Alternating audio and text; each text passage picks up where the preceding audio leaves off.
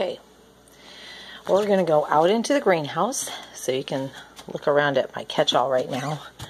I have to get things more organized. It just got built, so it's not quite together yet.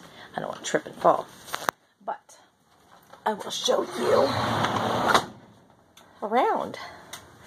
These are some of my dishes that are going to go in the tiny house.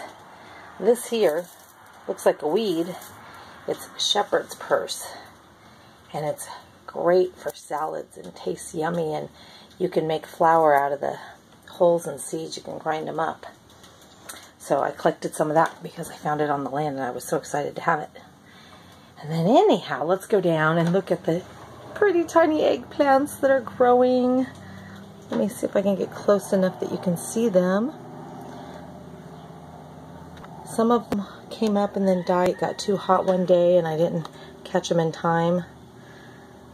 But we've got the Japanese jade eggplant here.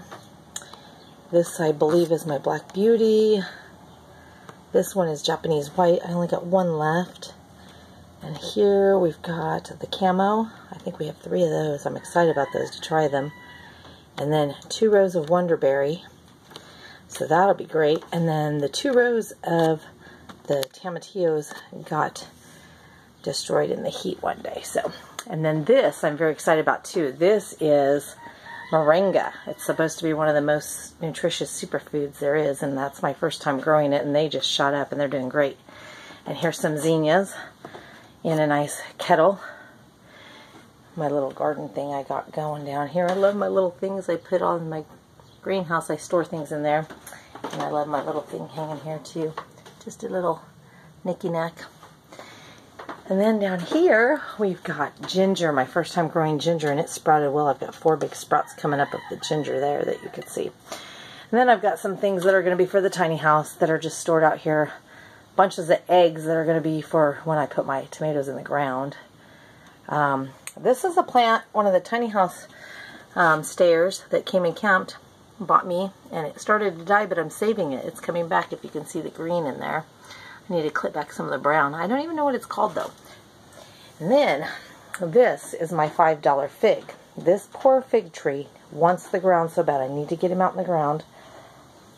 As you can see, I have got him to great leaves and doing good, and then he gets hot and some leaves die back again.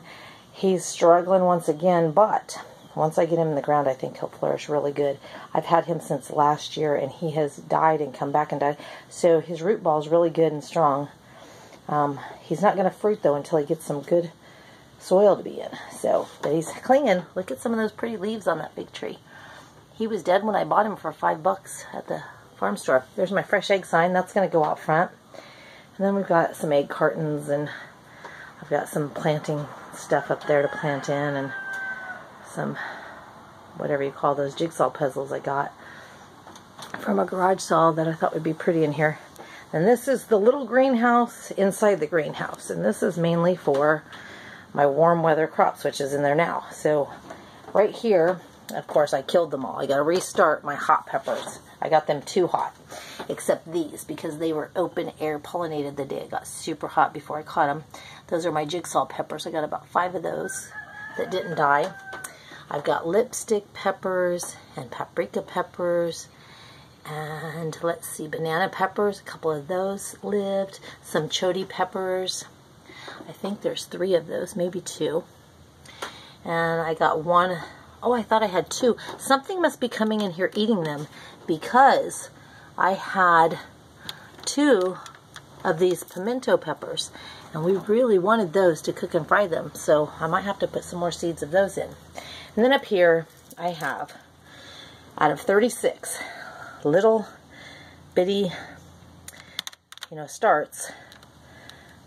The heat killed all my plants one day, but I now have, I had 12 come back, but now I just have 9. I think something's eating them.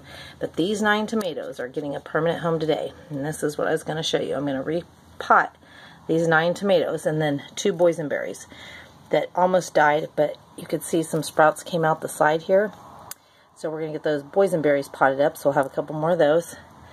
And these 9 pretty little tomatoes that are getting their second leaves, those are going to get potted up. So I'm going to put you on pause, take them inside where we can see better. It's too hot out here, and start potting these up and show you what we go up to from these little bitty ones.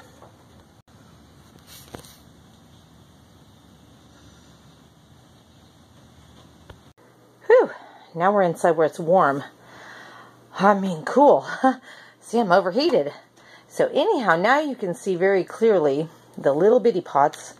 I've got 3 in this row, 1 here, 1 here, 2 here, and there is 2 there. There's a little bitty one here coming up, and 1 there. So 2, 4, 5, 6, 7, 8, 9. 9 of my tomatoes out of the 36 in this flat. And then the 2 boysenberries I plucked up and stuck in there. Those are just coming out the side of that. So we're going to plant those up. They'll go into these 9 pots that I've already cleaned up. I've got the old stuff out of those. So, but we're potting up because tomatoes love room for their roots. And when they're about this size in this little thing, they don't have much room to grow, and so they won't flourish. So, and then I'm going to use, just to show you, a bag that I bought at, I think it was Menards. It says with worm castings, all organic potting soil with worm castings. And what I was telling Linda is if you buy an already made or grown, already grown tomato that's, you know, maybe you got a tomato that's, oh, let's see, 6, 8 inches tall, 12 inches, however big it is. Maybe in a pot this size, because these will get bigger. I'll show you them later.